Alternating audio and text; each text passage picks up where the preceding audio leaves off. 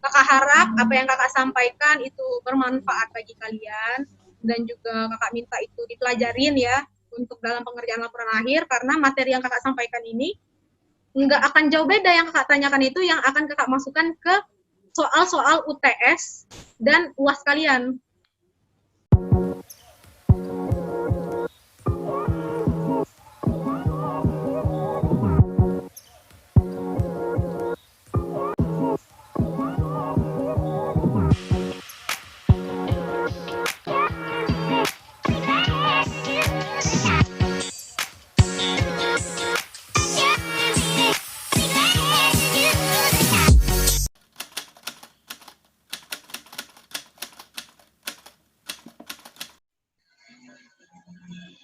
Oke, jadi sebelum kita mulai, kakak akan menjelaskan gimana sistematis dari praktikum online yang akan kita lakukan. Jadi gini, sebenarnya kakak ini kan seharusnya menilai gimana kepahaman kalian tentang materi. Kemudian yang kedua itu gimana sih kepahaman kalian itu tentang alat-alat dan fungsinya dari percobaan ini, dan juga kemudian kakak itu sebenarnya menilai gimana kerja kalian dalam merangkai suatu rangkaian percobaan ini untuk menghasilkan nilai yang diinginkan. Tetapi kan dikarenakan kita ini sistemnya online, jadi kakak itu menilai keaktifan kalian, kepahaman materi kalian. Jadi ketika kakak menjelaskan suatu materi, itu kalau bisa kalian catat, kalian ingat, karena kakak akan melakukan memberikan respon akhir di akhir praktikum ini gitu. Jadi kakak minta kalian itu kalau kakak sedang menjelaskan materi itu fokus gitu ya. Kalau bisa misalnya ada suara-suara itu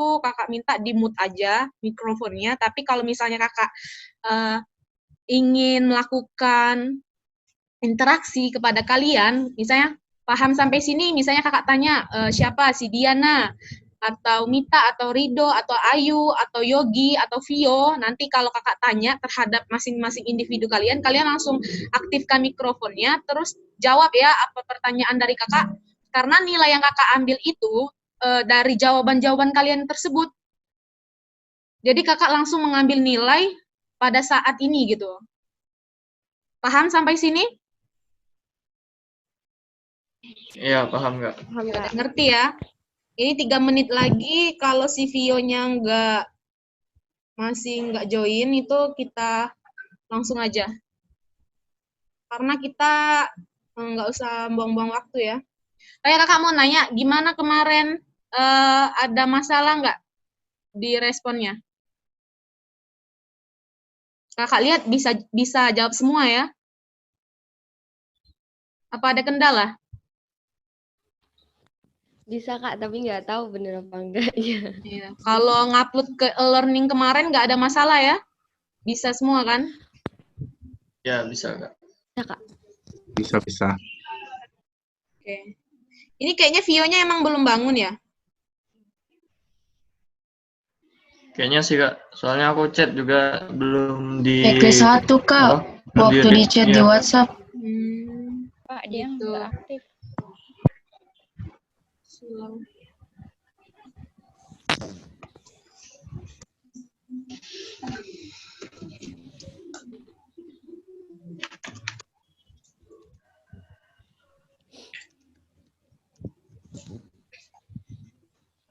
Oke, kita udah 8:09, kita langsung mulai aja ya.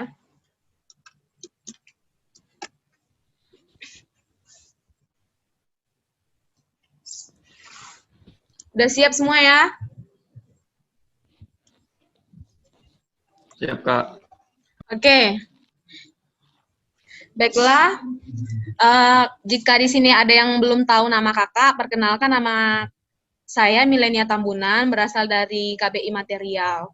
Nah, di sini kita akan membahas tentang praktikum di mana percobaan satu ini merupakan percobaan tentang radiasi benda hitam. Oke. Jadi di sini memiliki tujuan percobaannya. Ada yang tahu apa tujuan percobaan dari radiasi benda hitam ini?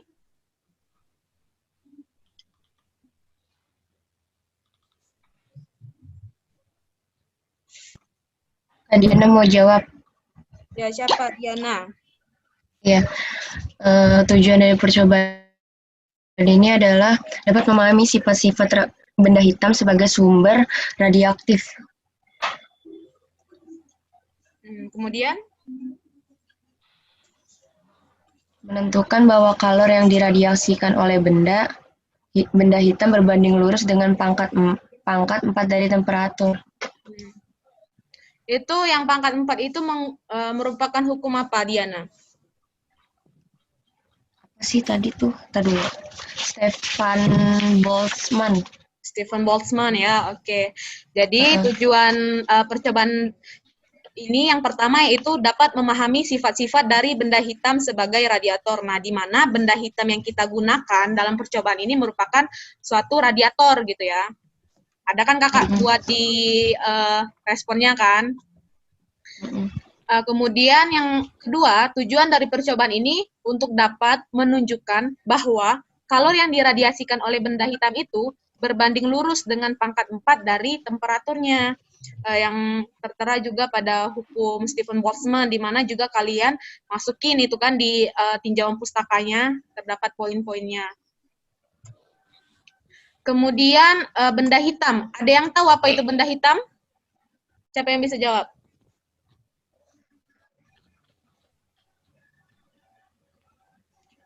Kakak masukin tuh kan apa itu benda hitam di respon tadi malam. Mita Kak, coba Kak.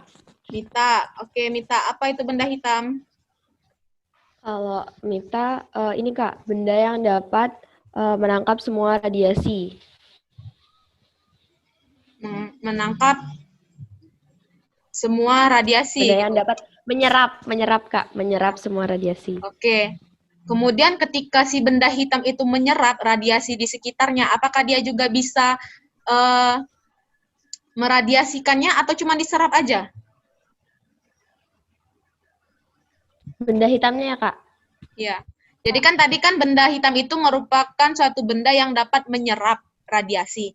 Ketika dia sudah diserap, terus gimana? Apa dia juga bisa memancarkan radiasi yang dia serap atau cuma disimpan doang, Mita?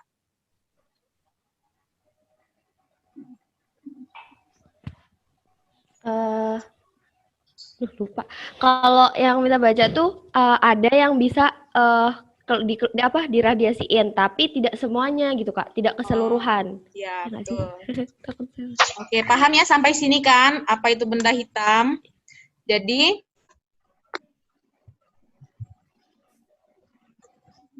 benda hitam ini didefinisikan sebagai benda yang menyerap semua radiasi yang datang padanya. Jadi ketika suatu benda hitam tersebut di sekitarnya itu ada suatu energi panas ataupun suatu radiasi di sekitar dia, dia bisa menyerapnya dikarenakan apa? Suatu benda hitam itu ketika dia kan memiliki warna yang hitam dan pekat. Nah, ketika suatu benda tersebut memiliki karakteristik seperti itu, dia mampu menyerap energi. Makanya ketika kalian memakai baju warna hitam, itu kalian akan merasa pada siang hari itu lebih gerah gitu kan. Karena baju yang berwarna hitam itu tuh, dia itu lebih menyerap energi dibandingkan kalian memakai warna-warna yang mengkilap gitu, yang terang seperti itu. Karena kalau dia misalnya warna yang lebih terang, dia itu tidak menyerap. Terkadang dia menolak gitu kan. Karena dia warnanya itu tidak gelap gitu. Kemudian, si benda hitam ini memiliki nilai penyerapan radiasi besar dan nilai emisivitas adalah 1. Jadi E-nya itu sama dengan 1.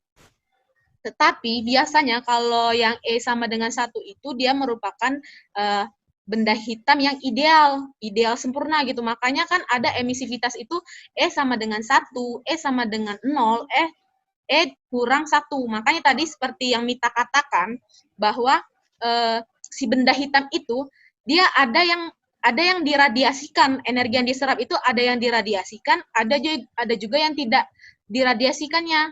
Itu tergantung dari bahan si benda hitam itu. Paham sampai sini?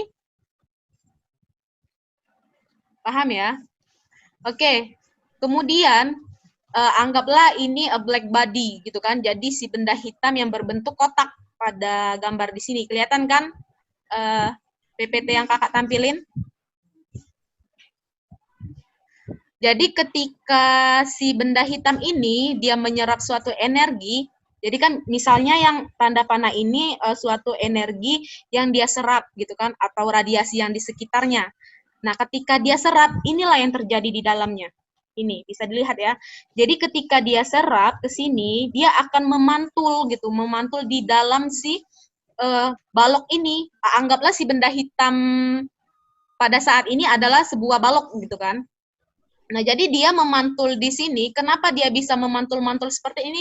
Jadi anggap misalnya nih, balok itu menyerap suatu energi di sekitarnya. Nah, ketika diserap, dia itu partikel energinya itu akan menumbuk partikel tetangganya gitu. Jadi misalnya ini suatu energi gitu kan. Ketika dia diserap, dia memiliki energi yang berlebih. Nah, ketika dia memiliki energi berlebih, dia akan bergerak. Jadi ketika dia bergerak, dia akan menumbuk partikel di sebelahnya. Sedangkan partikel di sebelahnya ini akan mendapat energi juga kan. Kemudian dia akan bergerak dan juga menumbuk partikel yang lain. Jadi begitu seterusnya. Jadi ketika di dalam itu terjadi energi yang berlebih, maka dia akan memantul di dalam ini, di dalam si black body yang berbentuk kubus ini. Lihat di sini ya kan, dia memantul seperti ini kan. Nah, jadi ketika energi yang pada partikel itu menyimpan suatu energi, ketika dia menumbuk dinding black body ini, terdapat energi yang tersimpan di dinding benda hitam itu. Jadi ketika dia memiliki energi yang berlebih, dia akan menumbuk si dinding black body itu yang merupakan suatu benda hitam, maka dia mampu menembus gitu. Misalkan energinya tuh besar ya.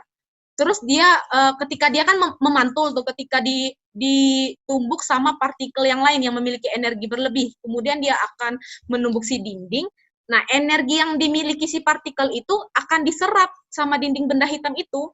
Kemudian ketika dianya energinya berlebihan, maka si energi tersebut mampu menembus gitu, mampu memancarkan energi radiasinya keluar gitu, menembus. Kenapa dia bisa keluar? Dikarenakan si benda hitam ini memiliki rongga atau pori-pori yang kecil gitu. Jadi kalau partikelnya dia memiliki energi yang sangat besar, dia mampu menembus. Tetapi kalau misalnya energinya sudah habis, kan dia kan dari energi yang pertama menumbuk ke sebelahnya gitu kan. Ada yang kecil, ada partikel yang memiliki energi cukup kecil, ada yang cukup besar. Nah, yang memiliki energi besar itulah yang mampu menembus si benda hitam ini, gitu. Paham sampai sini? Ada yang masih bingung nggak?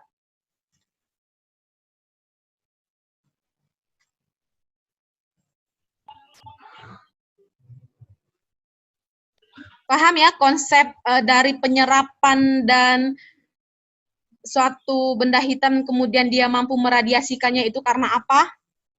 Kalau misalnya kakak tanya tuh, ada yang bisa jawab nggak? Kenapa si benda hitam itu, maksudnya bagaimana sih proses pemancaran radiasi dari suatu benda hitam yang menyerap energi di sekitarnya gitu? Ada yang bisa jawab nggak? Dari materi yang kakak jelasin tadi. Jadi Kak, tadi itu kan energi yang berlebih tuh Kak, menumbuk ke dalam black body itu.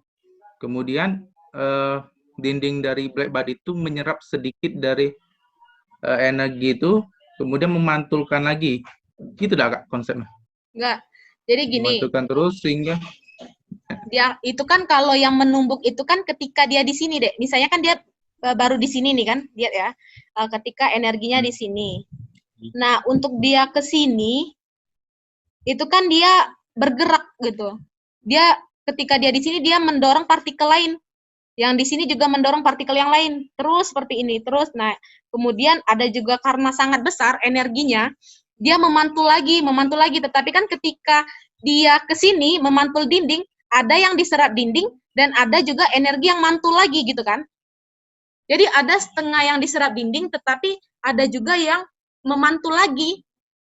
ke di dalam itulah gitu. Nah, jadi makanya ketika di sini ya, di sini kan, di sini dia memantul. Nah, di sini ada sudut ini kan, ini ada yang diserap, setengahnya lagi ada yang memantul ke sini gitu. Nah, kalau ada yang menumbuk si dinding ini, apabila energinya besar, kan diserapnya tuh, ketika dia memiliki energi berlebih, maka dia bisa keluar gitu. Di sini, bisa keluar seperti ini. Nah, disitulah dia meradiasikan energi yang dia serap. Seperti itu. Paham nggak sampai sini?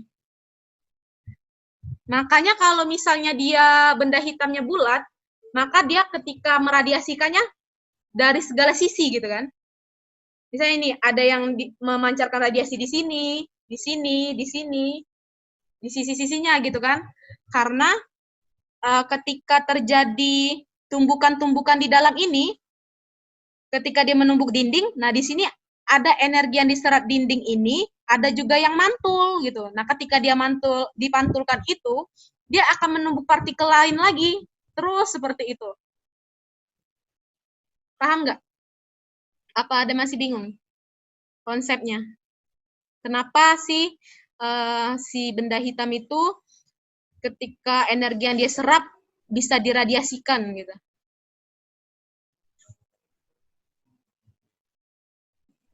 Masih bingung nggak? Apa paham?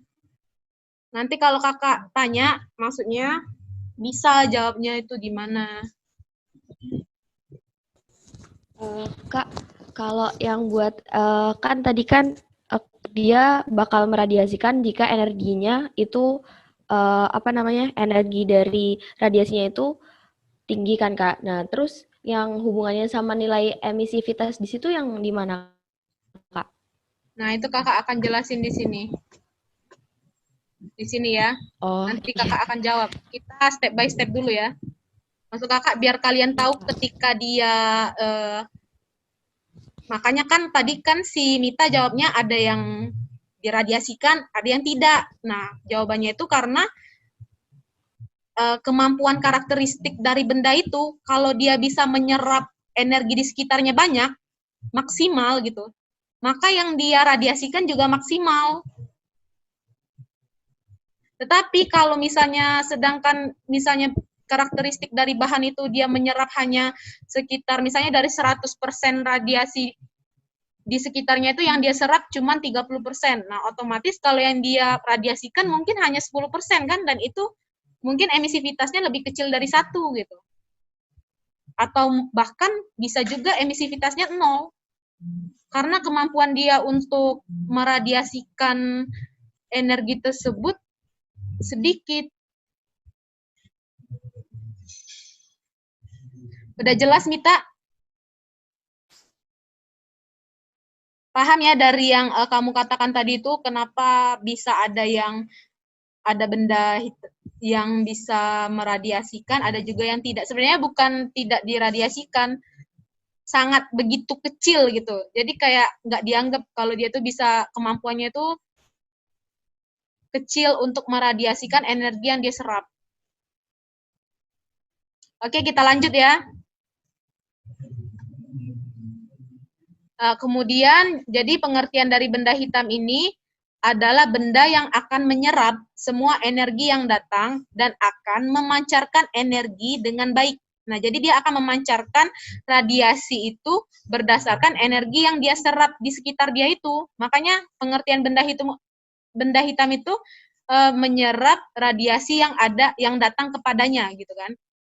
Jadi benda yang mempunyai sifat menyerap semua energi yang mengenainya itu disebut dengan benda hitam. Nah, jadi benda hitam jika dipanaskan akan memancarkan energi radiasi. Energi radiasi yang dipancarkan oleh benda hitam disebut radiasi benda hitam. Ketika benda tersebut dipanaskan, energi radiasi yang dipancarkannya dalam bentuk gelombang elektromagnetik dengan panjang gelombang berbeda-beda. Nah, kenapa dia panjang gelombangnya berbeda-beda? Itu dikarenakan ketika si energi yang menumbuk dinding benda hitam itu, apabila energinya besar, dia akan memancarkan elektromagnetiknya itu panjang gitu kan. Tetapi kalau dia energinya kecil atau sedang-sedang saja, berarti panjang gelombangnya tidak akan sepanjang dengan energi yang lebih besar. Makanya di situ radiasi yang dipancarkannya itu dalam bentuk gelombang elektromagnetik dengan panjang gelombang yang berbeda-beda. Seperti itu. Jadi cahaya matahari merupakan contoh dari radiasi benda hitam yang dapat memunculkan energi sampai ke bumi. Nah, jadi kan matahari itu memiliki energi yang sangat besar. Kalian bisa membaca referensi tentang matahari gitu ya. Karena dia memiliki energi yang sangat besar di dalam dirinya itu, maka dia mampu meradiasikan energi yang dia punya ke sekitarnya, bahkan bisa sampai ke bumi. Seperti itu. Nah, kemudian tentang emisivitas benda hitam, jadi setiap benda itu memiliki kemampuan meradiasikan energi dalam bentuk gelombang elektromagnetik yang berbeda-beda. Kemampuan meradiasikan energi dalam bentuk gelombang elektromagnetik ini disebut emisivitas. Jadi nilai emisivitas dinotasikan dengan huruf E. Nah, nilai emisivitas ini mulai dari 0 sampai dengan 1. Jadi nilai emisivitas itu ada E sama dengan 0, E lebih kecil dari 1, dan E sama dengan 1. Jadi nilai ini bergantung pada karakterisasi bahan. Itulah yang kakak bilang tadi. Bergantung dari karakterisasi bahan atau benda tersebut. Jadi permukaan benda yang sangat hitam atau begitu pekat warnanya, dia akan memiliki emisivitas mendekati 1. Sebaliknya, benda yang permukaannya mengkilap, dia akan lebih identik memiliki emisivitas mendekati 0. Seperti itu. Nah, jadi kenapa emisivitas itu, kenapa benda hitam, kalau kakak tanya nih ya, nanti di respon akhir, kenapa benda hitam itu yang ideal dan yang sempurna memiliki nilai emisivitas sama dengan 1? Jadi jawabannya gini, karena si benda hitam itu kan kalau dia ideal dan sempurna, berarti benda hitam itu benar-benar mampu menyerap energi yang maksimal. Jadi misalnya nih, benda hitam yang kita gunakan kan itu bentuknya bola berongga gitu kan, bola bulat berongga. Nah, ketika di dalam oven itu kan, dia kan dipanaskan tuh di dalam oven. Jadi ketika dipanaskan di sekitar oven itu kan akan ada energi di situ, yaitu energi apa? Kalau kakak tanya nanti ya, harus bisa jawab. Energi apa yang di sekitar si benda hitam ini? Itu berupa energi panas. Nah, ketika di sekitarnya ada energi panas, maka si benda hitam itu akan menyerap energi panas tersebut gitu. Jadi apabila energi panas di sekitarnya itu ada 100%, dia mampu menyerap sekitar 99,9% yang dia serap. Tapi itu sudah hampir 100% gitu kan. Nah, ketika dia menyerap energi panas di sekitarnya itu 99,9%, maka dia mampu meradiasikan paling tidak itu sekitar 70 atau 80% gitu. Itu sudah maksimal. Makanya kenapa emisivitasnya sama dengan 1? Karena kemampuan menyerap energinya maksimal dan kemampuan memancarkan energi maksimalnya itu juga kemampuan dia memancarkan energinya itu juga maksimal. Jadi ketika dia menyerap energi yang ada 100% itu, dia serap sekitar 99,9%, maka dia mampu memancarkan mungkin sekitar 80%. Nah, kalau dia dipancarkan 80% itu kan hampir maksimal kan, dari keseluruhan energi yang dia serap. Makanya dia nilai emisivitasnya sama dengan 1. Nah, sedangkan apabila dia memiliki emisivitas yang kurang dari 1 atau bahkan sama dengan 0, itu biasanya bahannya itu, si benda hitamnya itu, dia tidak ideal gitu. Makanya dia menyerap mungkin sekitar 50%, 40%, dan sedangkan yang dia pancarkan dari yang dia serap itu hanya 30%. Gitu. Makanya ada yang dibilang ideal black body gitu. Benda hitam yang ideal. Itu berapa emisivitasnya? Itu kalau kakak tanya gitu bisa ya jawabnya?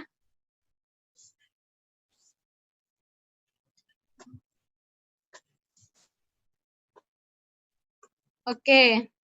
Jadi radiasi energinya itu, kemampuan meradiasikan energi itu sama dengan kemampuan untuk menyerap radiasi energi. Nah, itulah yang si benda hitam ideal. Ketika dia menyerap radiasi energi, yang diradiasikan atau yang dipancarkannya itu energinya sama dengan yang dia serap, seperti itu. Jadi benda hitam ini memiliki kemampuan meradiasikan dan menyerap energi sangat baik. Itulah sifat dari si benda hitam ini. Sebaliknya, jika bendanya itu mengkilap, dia akan memiliki kemampuan meradiasikan dan menyerap radiasi energinya itu sangat rendah.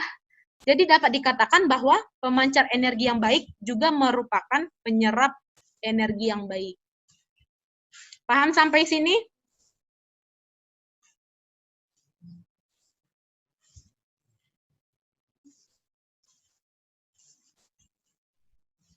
Paham ya? Tadi siapa aja yang sudah jawab? Si Mita, Diana ya. Coba Yogi, gimana sih, kenapa sih nilai benda hitam yang ideal itu dia memiliki nilai emisivitas sama dengan 1, tetapi kalau misalnya benda hitamnya itu tidak ideal sempurna, dia bisa memiliki nilai emisivitas sama dengan 0, atau bisa juga nilainya itu kurang dari 1. Kenapa benda hitam itu memiliki emisivitas 1 itu dikarenakan kemampuannya dalam menyerap energi, Kak, yaitu energi panas. Dimana kalau benda hitam ideal itu kemampuan menyerap energinya itu bisa sampai 99%. Dan untuk memancarkannya itu sampai 70-80%.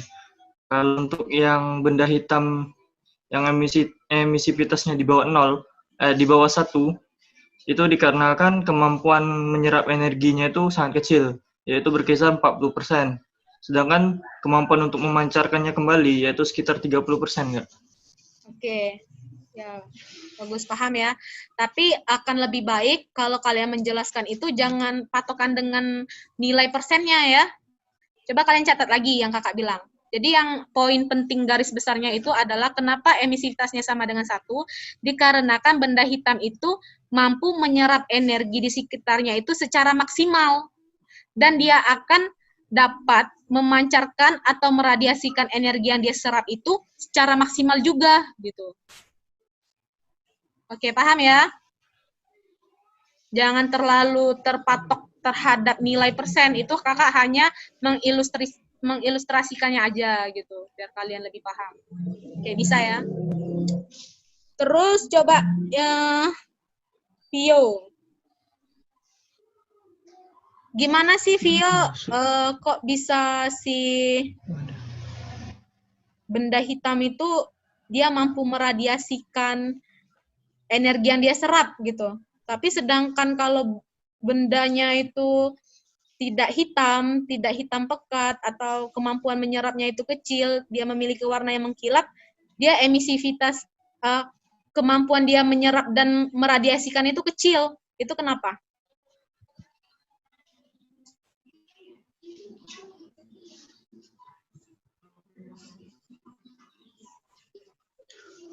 Ada yang bisa jawab?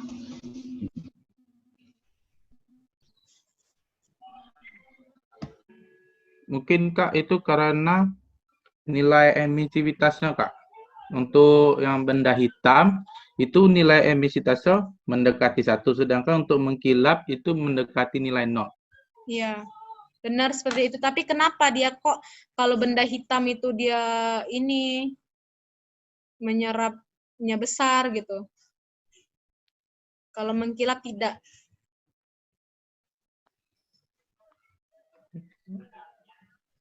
Karena kemampuan menyerap dan kemampuan memancarkan energinya tuh untuk benda hitam itu maksimal. Sedangkan kalau untuk mengkilap itu kemampuan menyerap dan memancarkan energinya tuh rendah. Ya, benar. Seperti itu ya, Vio. Jadi kalau kakak tanya lagi, coba apa jadi jawabannya? Seperti yang dikatakan si Rido.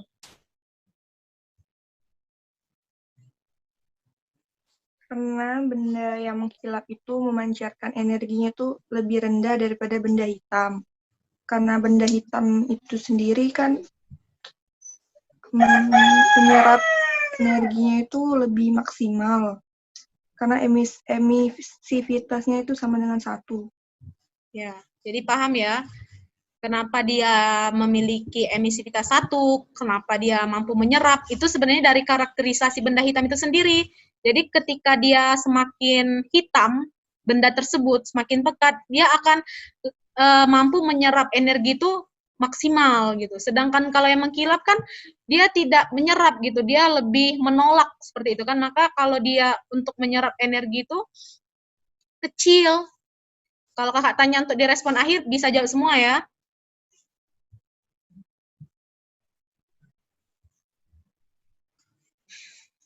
Oke.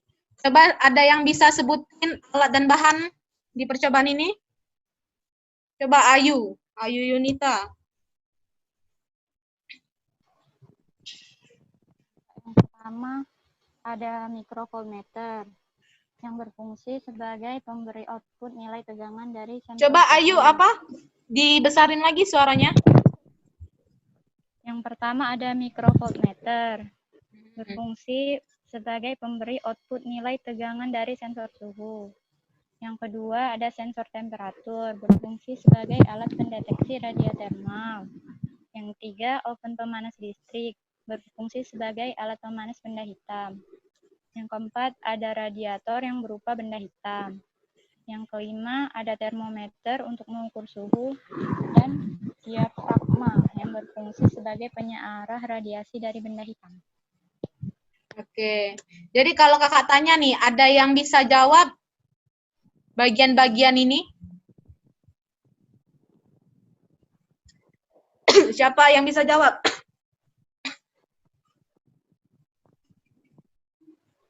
Misalnya ini apa namanya? Ya, nomor 1 itu, ya udah gitu. Ya, siapa? Sebutin namanya, Dek. Gak apa-apa, Ayu aja. Siapa? Ya, Kak. Ayu. Ayu, Kak. Iya. Oke, ini apa, Ayu? Kalau yang pertama itu mikrovoltmeter, Kak. Mikrovoltmeter. Oke, tadi fungsinya Ya. apa? Sebagai pemberi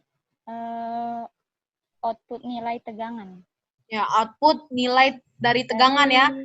Jadi output nilai tegangan itu nilai keluaran tegangan yang dihasilkan. Nah, selain itu mikrovoltmeter ini juga berfungsi sebagai sumber tegangan listrik pada rangkaian kita. Oke, yang kedua ini apa, Ayu? Yang kedua sensor suhu, Kak. Aha, dan apa? Sensor temperatur. Nah, sensor temperatur ya. Ya. Bukan temperatur suhu ya. Emang benar Iya, sensor temperatur, tapi temperatur itu untuk mengukur suhu. Kalau temperatur itu kan suhu. Nah, jadi apa fungsi dari sensor temperatur ini? Sebagai pendeteksi radiotermal, Kak. Yang dari alat. Yang ketiga ini apa? Yang ketiga oven pemanas. Oven pemanas. Apa fungsi oven pemanas? Sebagai pemanas benda hitam. Oke, yang keempat? Yang keempat, radiator berupa benda hitam. Di mana, Ayu, benda hitamnya? Ada di mana? Belum tahu juga, Kak. Tapi kalau menurut saya, benda hitamnya itu ada di dalam oven pemanas itu, Kak. Iya, betul. Jadi dia ada di dalam oven ya, karena kan dia akan dipanaskan oleh oven. Kemudian yang kelima apa? Kelima, termometer. Untuk Termometer. suhu dari radiasi. Yang keenam ini apa, 6? Yang keenam, diafragma. Diafragma. Sebagai penyearah radiasi. Oke, sudah tahu semua ya, itu apa, alatnya itu apa, fungsinya, yang mana gitu. Oke, jadi kakak akan menjelaskan bagaimana prosedur dari percobaan ini. Tapi sebelumnya kakak ingin menyampaikan, pada bab 3 itu kalian kebanyakan tidak membuat citasi. Jadi kakak minta, itu nanti kalian waktu mau ngupload laporan akhir, itu ditambahin ya. Jadi gambar 3.1, rangkaian percobaan radiasi benda hitam, dibuat di sini Jorena dan Adnan. Tahun berapa, Mita? 2017, Kak. Oke, 2017 ya, harus disamain. Kemudian kakak minta yang kakak jelasin ini kalian catat ya untuk prosedur percobaan. Jadi walaupun nanti yang kakak bilang ini kalian catat, tapi kakak minta kalian gunain kata-kata kalian sendiri. Jangan sama dengan apa yang kakak bilang. Itu ada 9 poin. Kalian ada yang di laporan pendahuluan sudah buat prosedurnya duluan? Hah? Ada nggak? Belum. Kak. Belum kan? Jadi belum tahu kan gimana prosedurnya?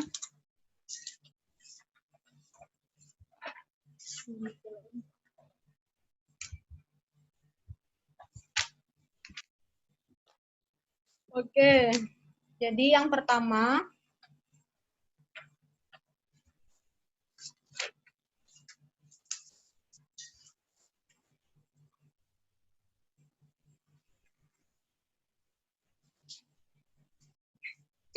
itu adalah rangkai alat dan bahan sesuai dengan rangkaian percobaan radiasi benda hitam pada gambar 3.1.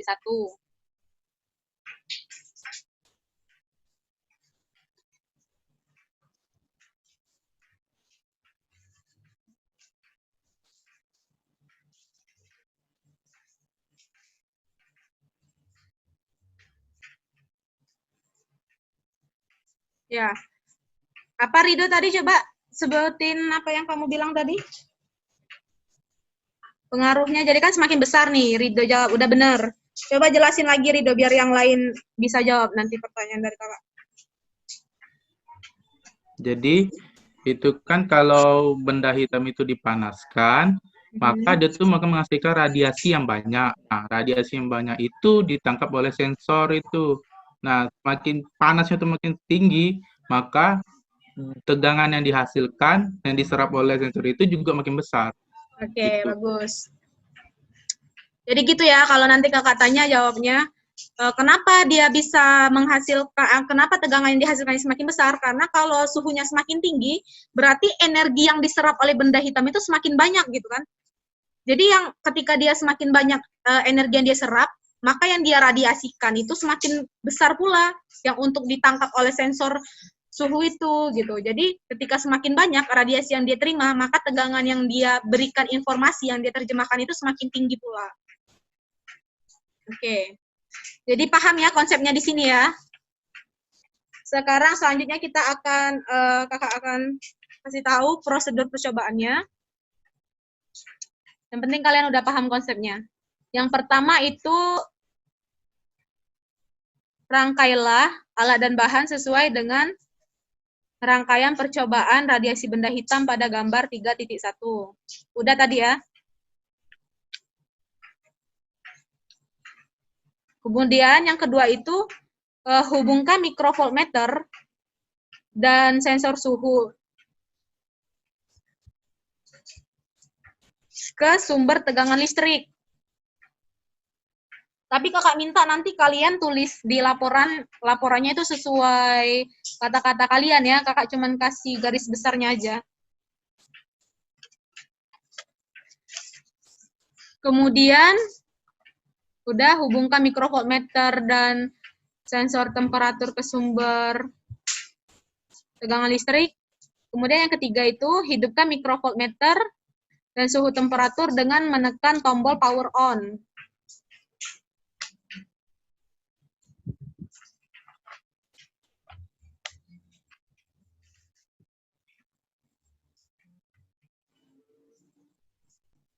Udah? Yang ketiga itu hidupkan, udah ya tadi ya nomor 3 ya. Sekarang nomor berapa?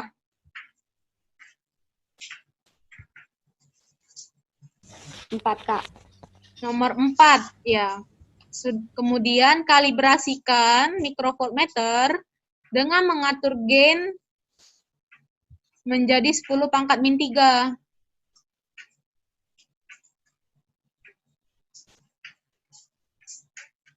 Jadi kenapa kita harus mengatur gain itu? Karena gain itu merupakan untuk meningkatkan keakuratan informasi yang dia berikan gitu. Jadi kalau misalnya dia 10 pangkat min 3, 10 dengan 10 pangkat min 1, 10 pangkat min 2 itu beda ketinggian ketelitiannya gitu. Jadi kalau dia gainnya 10 pangkat min 3, ketelitian nilainya itu lebih akurat. Kemudian yang nomor 5, tunggu beberapa menit hingga oven pemanas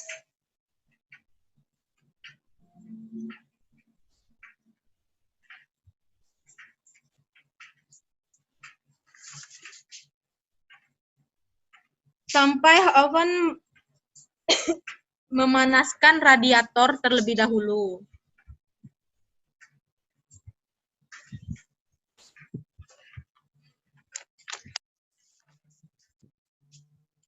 Nah, kemudian ketika si benda hitamnya sudah panas,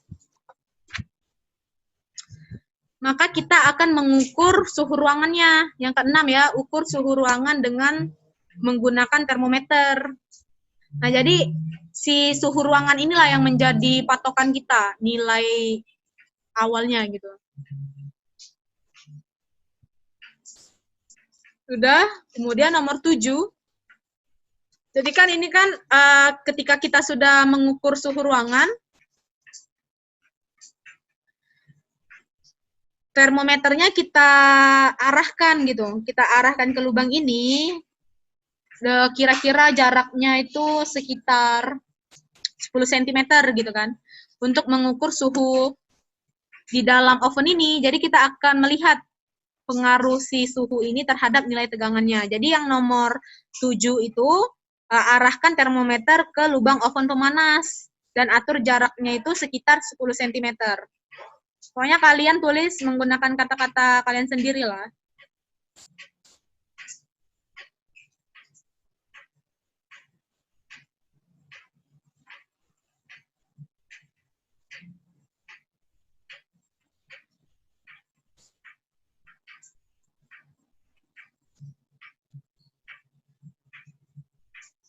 Oke, udah ya. Yang nomor 8 itu ketika dia udah diarahkan, maka itulah konsepnya tadi kan, ketika dia sudah diarahkan, kita akan lihat di sini suhunya akan menaik atau tidak, dan kita lihat berapa nilai tegangan yang dihasilkannya. Jadi yang nomor 8 itu amati nilai tegangan pada mikrovoltmeter. Amati nilai tegangan pada mikrovoltmeter dan catat gitu.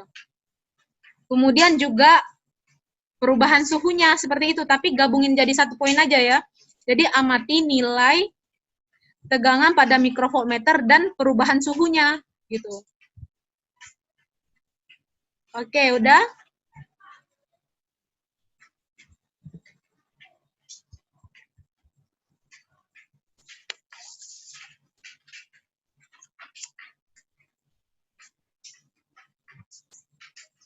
Jadi yang nomor 9, catat nilai temperatur suhu pada termometer itu setiap kenaikan 5 derajat Celcius. Jadi kalian amati perubahan nilai kenaikan derajat Celcius pada termometer itu hingga stabil gitu. Jadi ketika dia udah mencapai titik konstan, dia tidak akan naik lagi gitu. Jadi panasnya si benda hitam itu sudah segitu gitu. Misalnya dia sampai 100 derajat Celcius. Nah, berarti suhu maksimalnya itu sampai 100 derajat Celcius di sini. Kemudian kalian lihat juga nilai tegangannya itu. Jadi yang nomor 9 itu amati termometernya, perubahan suhu pada termometer setiap kenaikan 5 derajat Celcius hingga konstan. Oke, udah? Udah ya, ada 9 poin itu ya. Nanti kakak akan periksa laporan akhir kalian. Oke, siapa di sini yang akan membuat data? Siapa yang akan mengolah data di sini?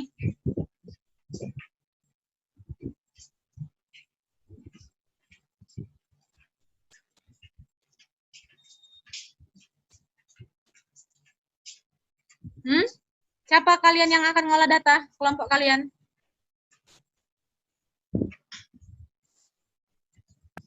Via aja Kak, Via. Vio. Oke, Vio ya. Iya. Jadi nanti nilai datanya akan kakak kirim.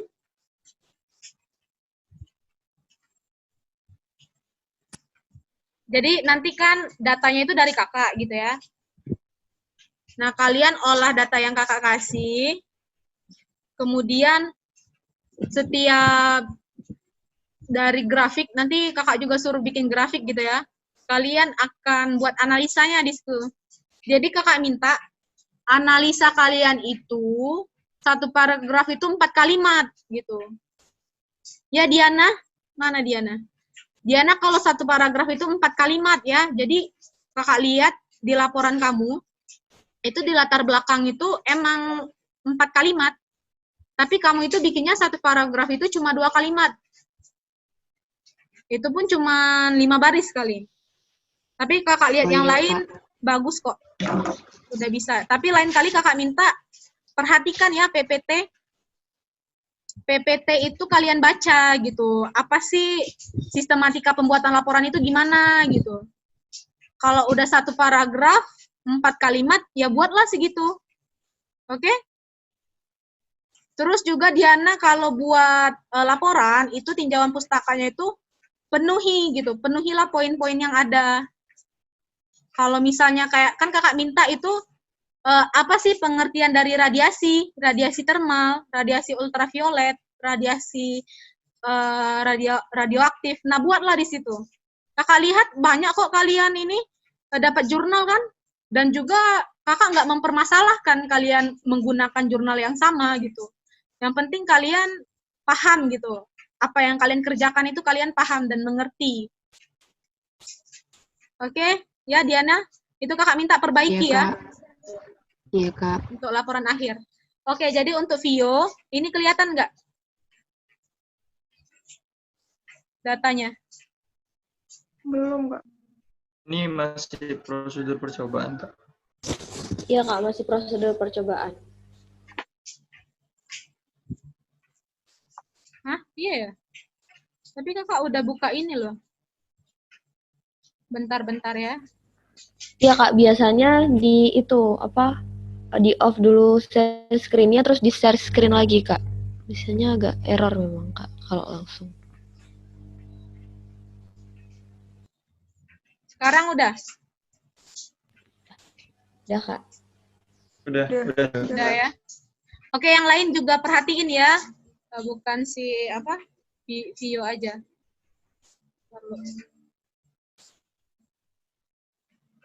Oke. Nah, jadi kan ini bab 4 nih ya.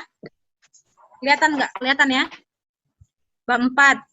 Nah, buat di sini bab 4 hasil dan pembahasan.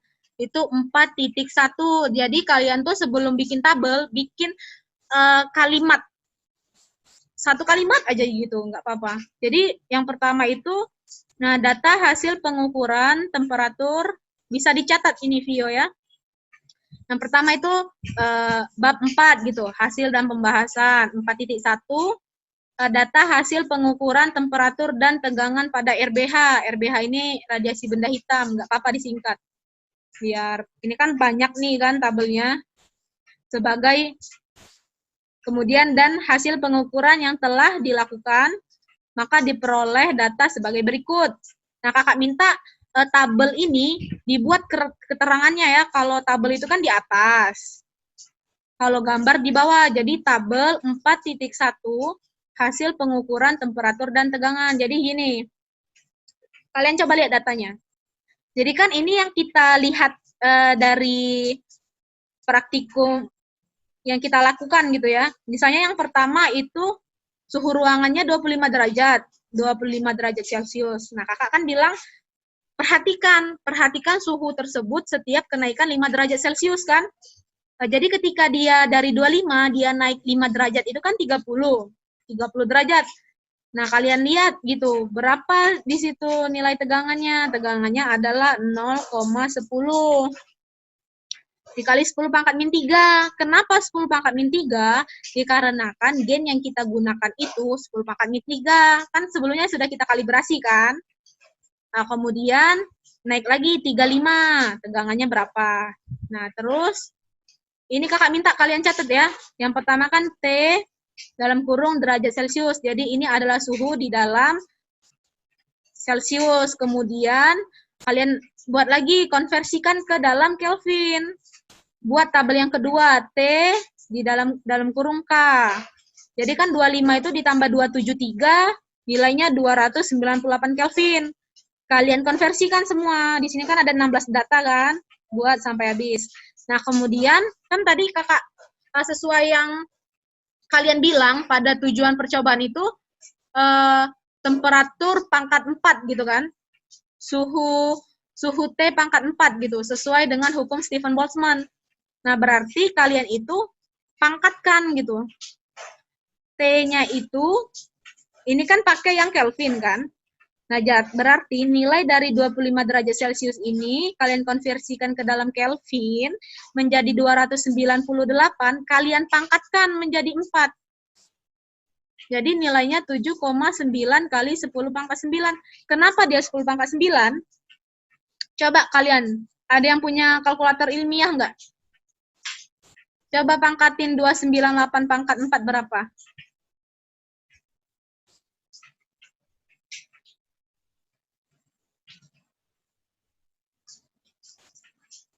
Berapa nilainya?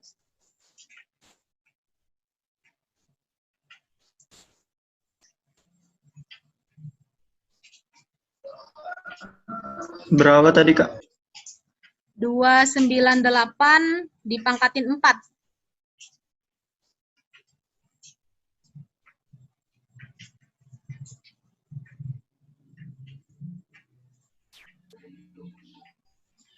Tujuh 7,9 kali 10 pangkat 9.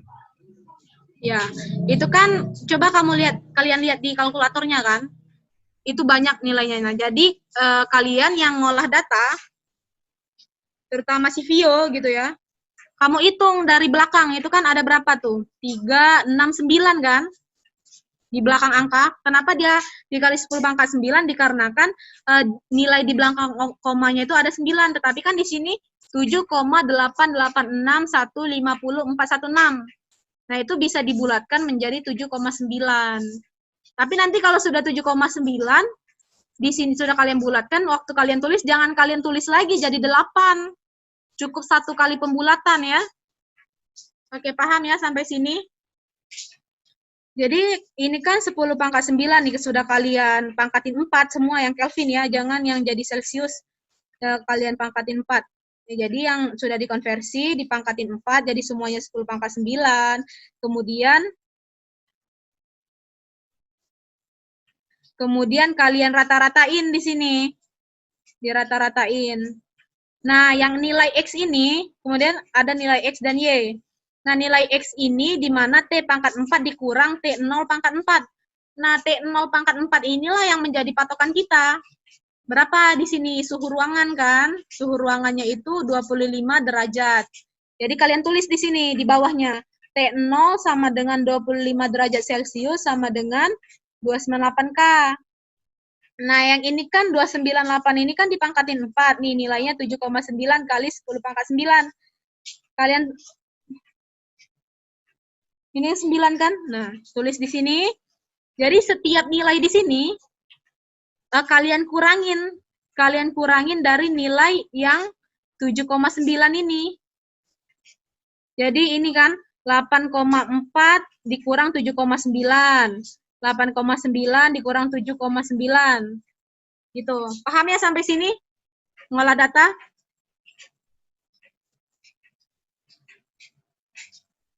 Ya, Vio, ada yang masih bingung nggak? Ini Belum, kalau Kak, belum. yang nilai Y ini yang kakak kasih.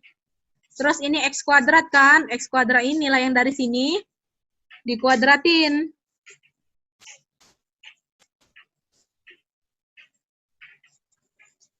XY ini nilai X dikali Y. Perhatiin pangkatnya ya. Ini kan kalau dikali kan dia menjadi penjumlahan kan. Jadi 9 dikurang 3, jadi 10 pangkat 6. Oke, bisa? Tabelnya? Ada yang ingin ditanyain nggak? Biar kita lanjut.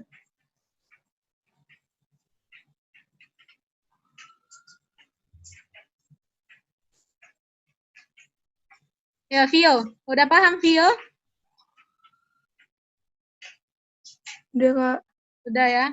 Nah, kemudian yang kedua, 4.2 itu menentukan persamaan garis lurus. Jadi dari yang pertama itu slope. Jadi dari hasil pengukuran temperatur dan tegangan pada radiasi benda hitam yang diperoleh itu sebagai berikut. Gitu. Ini rumusnya.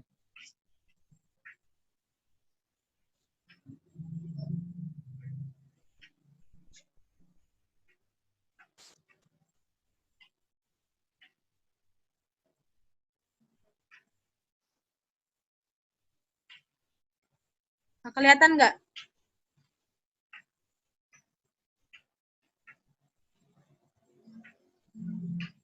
Nih, jadi rumus slope itu, kemiringan itu adalah X rata-rata dikali Y rata-rata dikurang XY. Ini XY rata-rata ya, jadi perkalian XY tadi kan dirata-ratakan, itu nilainya dimasukin. Kemudian X rata-rata dikuadratkan. Beda ya, X yang dirata-ratakan kemudian dikuadratkan dengan X kuadrat yang dirata-ratakan.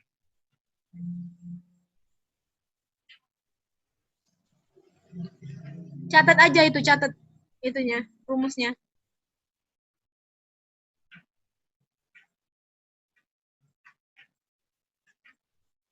Perhatikan simbol ya. Ini X yang dirata-ratakan, kemudian dikuadratin. X rata-rata tadi, X rata-rata dikuadratin. Nah, sedangkan yang ini X kuadrat yang dirata-ratakan. Jadi nilai X kuadrat rata-ratanya itu berapa dimasukin. Terus yang ini X rata-ratanya gitu. Dikuadratin.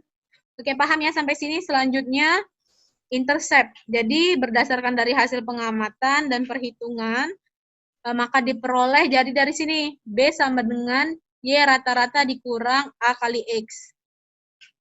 Jadi ini nilai Y tadi kan dirata-ratakan, dikurang nilai A, ini kan nilai A-nya. Kemiringan dikali dengan X rata-rata. Sudah itu kakak minta yang ini 42.3 ini menentukan linearitas. Nah, untuk menentukan YN itu diperoleh data seperti ini. Kakak minta cuman X1 dan X16 aja ya. X awal dengan X akhir. Nanti kalian buat X1, X2, X3, sampai X16. Kakak minta ini aja ya. Biar mempermudah kalian. Jadi X1-nya kan 0 tuh. Nggak ada tegangan karena dia kan masih suhu ruangan. Jadi sama dengan 0. Y1-nya berapa? Jadi kan nilai dari A ini, A X1 dikali X1, ditambah nilai B. Ini B-nya. Berapa nilainya? X16 juga. Oke? Jadi cuman kakak minta data yang awal dan data akhir aja. X1 dan X16. Kemudian kalian bikin grafik dari situ. Kalian bikin grafiknya. Oh ya, perhatiin ini ya. Satuan. Yang kelompok kemarin itu sempet salah, tapi udah dibenerin. Jadi pakai nilai T-nya itu, yang T pangkat 4. bukan Kelvin. Kelihatan nggak ini?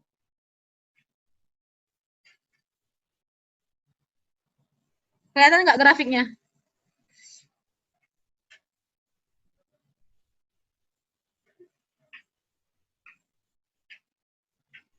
Udah? Udah kelihatan? Udah ya? Nah, jadi lihat, jadi hubungan temperatur dengan tegangan. Nah, jadi kan temperatur yang kita pakai itu adalah temperatur T pangkat 4, K pangkat 4. Jadi kan tadi kan nilai suhu ruangan kan 25 derajat tuh. Dikonversikan menjadi 298 Kelvin. Terus dipangkatin 4, jadi 7,9 kan? Nah, nilai yang 7,9, 8,9 itulah yang kalian masukin datanya, bukan yang Kelvin. Oke, paham ya?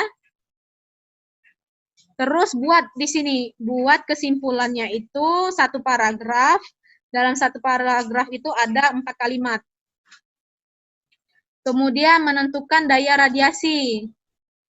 Misalnya E-nya kita anggap punya kita itu radiasi benda hitamnya itu ideal sempurna. Sama dengan 1, di mana konstanta Stofan-Boltzmann-nya itu 5,67 kali 10 pangkat min 8. Nah, jadi buat di sini ya, radiasinya yang 1, RB1, RB2, RB3 sampai 16. Oke. Kemudian yang terakhir buat lagi gitu. Buat lagi grafiknya. Nih.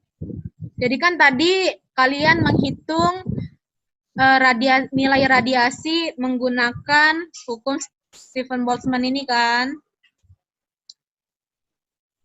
Sudah nih, sampai RB16 nilainya berapa. Jangan lupa satuan ya. Kemudian perhatikan, berdasarkan perhitungan daya radiasi di atas, diperoleh gambar berikut. Nah, ini sama aja temperatur yang T pangkat 4, K pangkat 4 terhadap nilai daya radiasi. Nah, radiasi yang ini. Nih, nilai-nilai ini. Nah, ini kan nggak bikin satuan. Kakak minta ini lengkapi ya. Satuannya itu W per M pangkat 2. Di sini. Kemudian, jangan lupa bikin keterangan gambar. Jadi ini kan gambar 4.2, grafik hubungan temperatur dengan radiasi. Ya, jangan lupa keterangan tabel, keterangan gambar dibuat. Kemudian di sini analisa. Jadi kakak minta ada 2 ya analisa setelah grafik gitu. Jadi kakak minta analisanya itu grafik pada hubungan temperatur dengan tegangan. Kemudian yang kedua, hubungan temperatur dengan daya radiasi. Oke, kakak cuma minta 1 paragraf aja. Oke, paham ya sampai sini? Ada pertanyaan mengenai pengolahan data?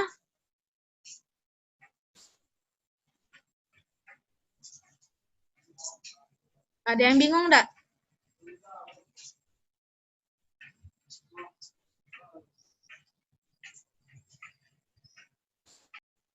Oke, ini soal nomor 3 ya, waktunya kakak agak lebih panjang, lebih lama sedikit. Jadi nomor 3 ini bagaimana konsep dalam percobaan ini mampu mendapatkan nilai tegangan, di mana nilai tegangan tersebut dimunculkan diberitahukan dan didisplay oleh si mikrovoltmeter. Nah, kok bisa sih mendapatkan nilai tegangan dari mikrovoltmeter tuh gimana prosesnya gitu. Oke, jadi soal selanjutnya itu nomor 4. Mengapa suatu benda hitam itu memiliki nilai emisivitas sama dengan 1? Kenapa? Oke, jadi selanjutnya kita akan membahas tentang laporan akhir ya.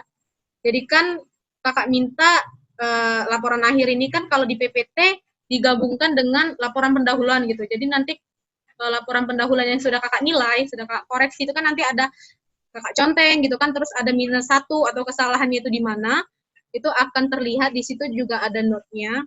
Kalian download, terus kalian gabungin ke laporan akhir. Jadi kan gini, Kalau di cover itu kan yang pertama laporan akhir tuh kan, laporan akhir, kemudian di bawahnya laporan pendahuluan. Nah, di laporan pendahuluan itu kan nanti udah ada nilainya, apa kalian nilainya 97 atau 100 gitu kan. Kalian lampirin di situ, di halaman keduanya. Begitu juga sampai bab 3 gitu. Jadi bab 1 yang udah kakak conteng digabung sampai ke bab 3 gitu kan, metode penelitian ya. Metode percobaan. Kemudian bab 4 kalian lampirin tuh pengolahan data kalian sama dapur. Nah, tapi kakak minta kalau ada satu halaman yang kakak salahin, misalnya kayak Diana lah ya, itu kan latar belakangnya tidak memenuhi poin gitu kan. Dianya satu paragraf 2 kalimat, ada kakak silang gitu. Nah, itu kakak minta itu di scan ulang gitu. Kalian tulis, kalian perbaiki, kalian scan ulang, terus kalian masukin. Itu kan di lembar ketiga kan, bab 1 di setelah cover akhir, cover pendahuluan, terus si bab 1. Kalau ada yang salah, kalian perbaiki, kalian scan ulang, terus kalian gabung ke laporan akhir. Begitu juga sampai ke bab 3. Kalau bab 3 kan kalian ada yang nggak bikin citasi, kakak lihat.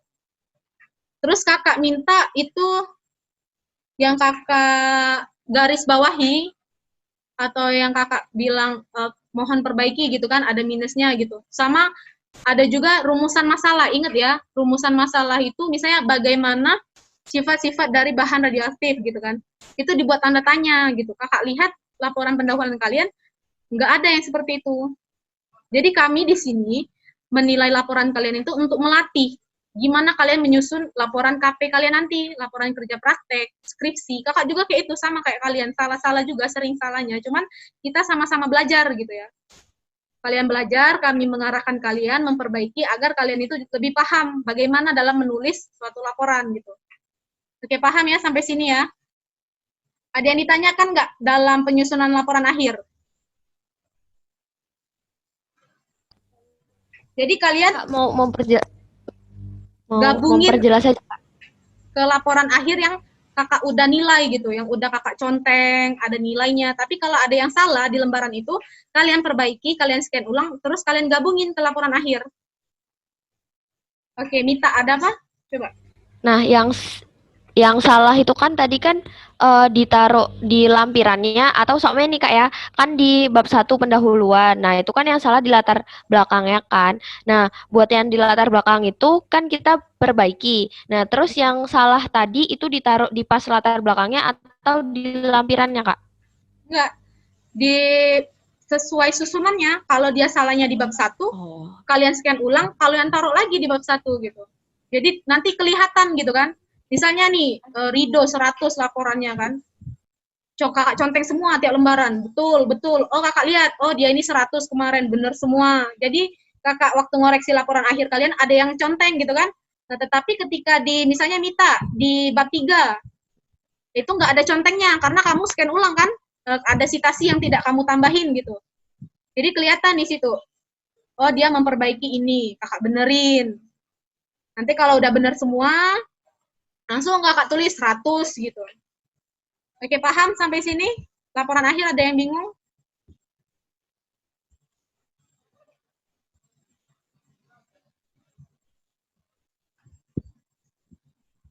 Udah jelas ya? Untuk yang analisa, Kak. Oke, analisa ya. Apa analisa? Nah, analisanya itu subbab sendiri atau dimasukin misalkan 4.1 tentang ini, bawahnya analisa langsung, atau subbab sendiri 4.3 analisa kayak itu? Enggak. Jadi kan tadi udah kakak ini kan, udah kakak tampilin. Jadi kalian menganalisa setiap di bawah grafik gitu. Jadi kan tadi ada tabel 4.2 apa intercept. Kalian catat itu kan tadi yang kakak tampilin, apa enggak kalian catat? Iya. Nah, ada kan rumusnya apa gitu. Terus kemudian ada kan yang menghitung linearitas sama radiasi gitu kan. Linearitas ada grafik hubungan temperatur terhadap tegangan. Kalian tuliskan di sini keterangan gambarnya gitu. Gambar berapa titik berapa, hubungan grafik hubungan bla bla bla. Nah, di bawah grafik itu kalian analisa. Jadi kalian itu menganalisis nilai yang perhitungan tadi. Misalnya, jadi gini kakak contohin ya, analisanya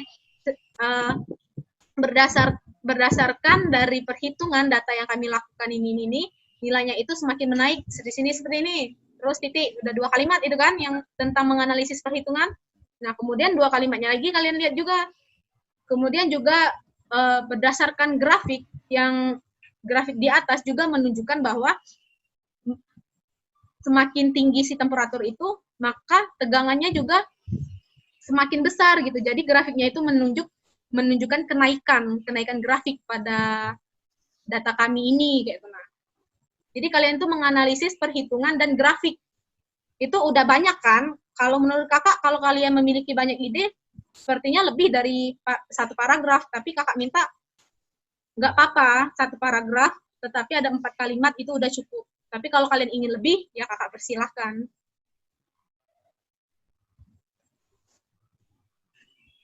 Udah paham tentang analisanya, Yogi? Ya, Kak. Udah ya. Jadi itu kan kalau nggak salah ada 2 ya. Itu kan ada 2 grafik kan, hubungan temperatur terhadap tegangan sama terhadap radiasi. Daya radiasi. Yang RB1 sampai RB16 itu kan? Iya. Nah, sudah grafik itu kalian analisa, kemudian ke kesimpulan, bab 5. Nah, kakak minta kesimpulannya itu ada 3. Jadi yang pertama itu tentang mengapa, itu kalian catat ya. Kesimpulannya kakak minta 3 poin. Yang pertama itu mengapa nilai emisivitas pada benda hitam yang ideal sempurna itu kenapa dia E sama dengan 1. Itu aja yang kenapa nilai emisivitas suatu benda hitam yang ideal sempurna itu kenapa nilainya 1. Kemudian yang kedua, kesimpulannya itu bagaimana hubungan dari temperatur terhadap tegangan, itu yang seperti apa. Kemudian yang ketiga, bagaimana hubungan temperatur itu terhadap radiasinya. Ya kalian buat kesimpulannya berdasarkan yang kalian analisa gitu ya. Jangan nanti nganalisanya kalian buat tegangannya semakin kecil, tetapi kalian buat kesimpulannya tegangannya semakin besar ketika suhunya semakin tinggi. Harus sesuai dengan analisanya ya.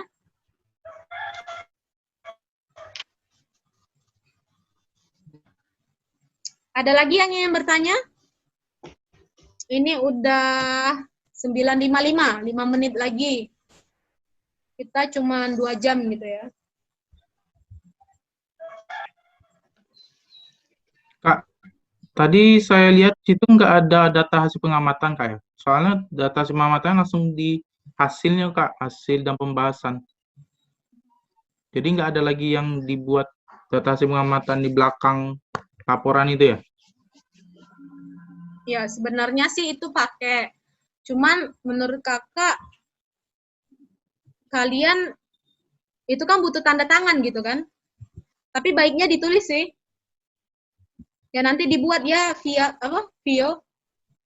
Tahu kan gimana itunya? Ada yang megang arsip nggak kalian?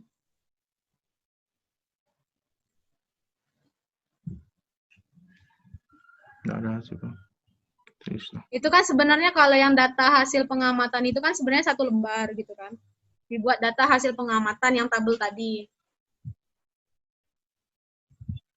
Yang tabel tadi kan. Nah, dibuat itu biasanya langsung ada tanda tangan asisten, tapi kayaknya nggak usah deh. Itu nanti mempersulit kalian.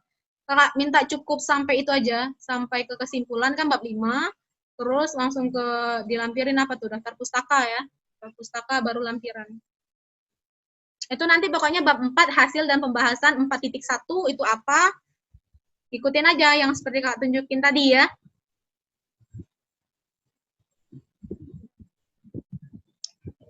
Oke, ada lagi yang ingin bertanya? Tapi tentang mengenai susunan laporan akhir udah paham ya? Jangan nanti kakak lihat kalian ngelampirin yang laporan pendahuluan yang kalian upload, tetapi kalian menggabungkan file yang kalian download yang sudah kakak nilai.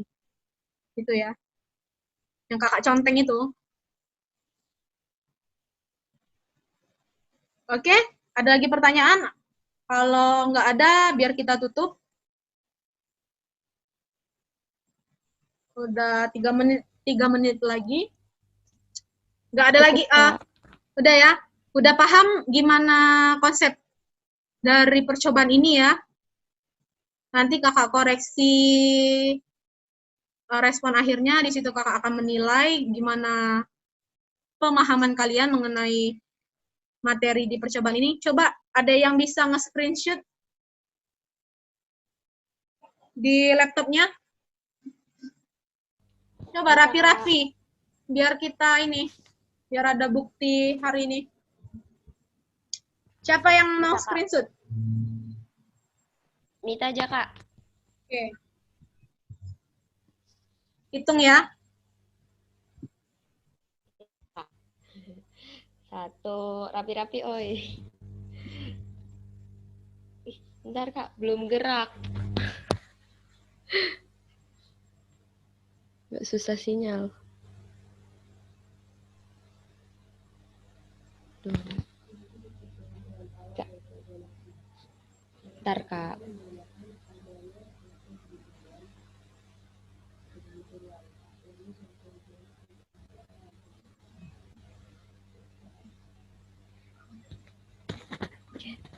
Sarangi. Udah, Kak. Udah? Udah ya? Udah, Kak. Oke, jadi kakak tutup. Mungkin pertemuan kita sampai di sini. Kakak harap apa yang kakak sampaikan itu bermanfaat bagi kalian. Dan juga kakak minta itu dipelajarin ya untuk dalam pengerjaan laporan akhir. Karena materi yang kakak sampaikan ini nggak akan jauh beda yang kakak tanyakan itu yang akan kakak masukkan ke soal-soal UTS dan UAS kalian. Jadi dalam percobaan ini kakak yang akan membuat soalnya gitu kan. Jadi kakak minta catatan yang kalian tulis dan apa yang kalian pahami itu diingat, diulas kembali gitu. Untuk mempermudahkan kalian mengerjakan ujian-ujian selanjutnya gitu. Oke, kakak akhiri sampai di sini. Kakak ucapkan terima kasih kepada kalian. Interaksinya cukup baik, respon dari kalian untuk menjawab juga kakak nilai cukup aktif ya. Kakak lihat di sini kalian mampu untuk menjawab pertanyaan, juga bisa memahami apa yang kakak jelasin. Kakak ucapkan terima kasih, kakak juga minta maaf apabila ada kesalahan kata ataupun yang menyinggung kalian, kakak juga minta maaf. Dan kakak ucapkan terima kasih. Selamat siang. Siang. Kak, siang, Kak. Oke.